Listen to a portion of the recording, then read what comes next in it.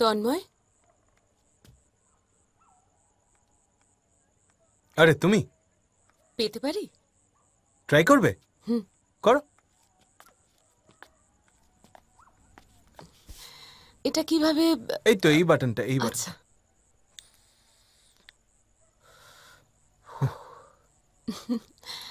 শালিনীর সঙ্গে কদিন? এই মাস 6 হলো। এই আমাকে আর রক্তিমাকে কালকে একটু ঘুরতে নিয়ে যাবে? না, শালিনীও যেতে পারে, কিন্তু মিষ্টি দিতে একদম পছন্দ করে না, তাই না?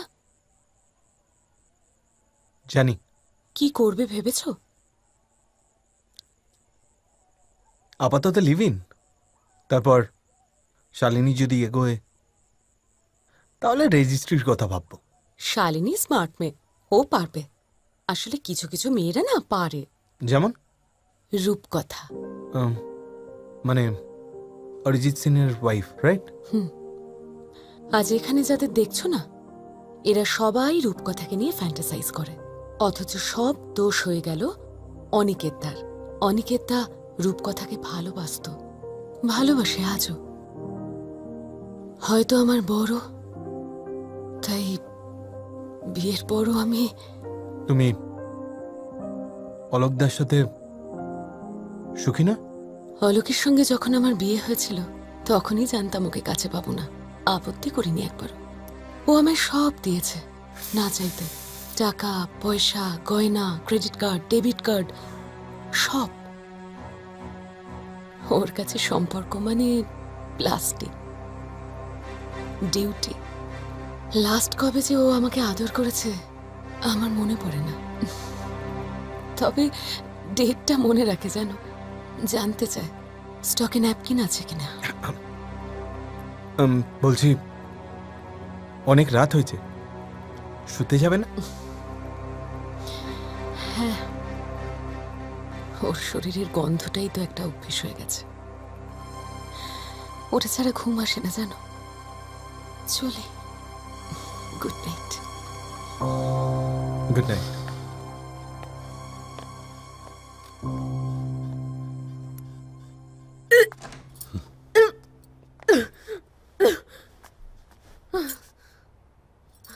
কে বলেছিল এতটা মাল খেতে?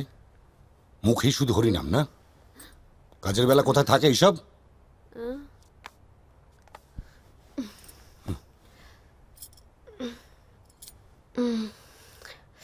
তুমিও তো শালিনীর দিকে হাঁ করে কিরকম তাকিয়েছিলে। কি অদ্ভুত লাগছিল মাইরি। Behave yourself. ইংরেজি বলে 2 পয়সা দাম বেশি পাবে ভেবেছিলে, তাই না? সেটাও ভোগে গেল তো। সরকারি চাকরি শুনে নাক ছিটকে দিল তো। শোনো, তোমার বর শুধু সরকারি চাকরি করে না, তাকে এক নামে পশ্চিমবঙ্গের অনেকে চেনে। ব্যাস হয়ে গেল।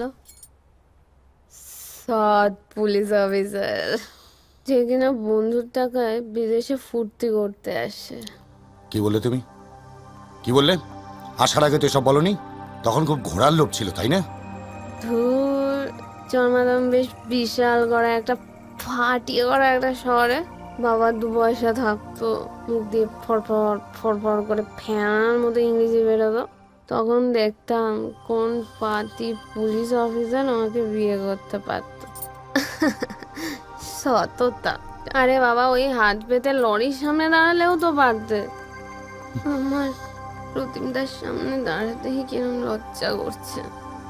তোমার তো কোনো লজ্জা হচ্ছে না, তাই না? আচ্ছা, রূপকথা কে গো? ও আমাদের সাথে পড়তো, সে অনেক আগের কথা, আমার মনে নেই।